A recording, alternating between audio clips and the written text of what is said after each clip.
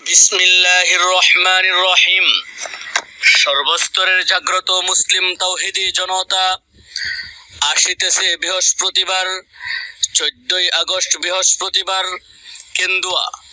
Kendua high school খেলার মাঠে বাংলাদেশ মুজাহিদ committee Kendua উপজেলা শাখার উদ্যোগে ওয়াজ মাহফিল ও হালকায়ে জিকিরের আয়োজন করা হয়েছে।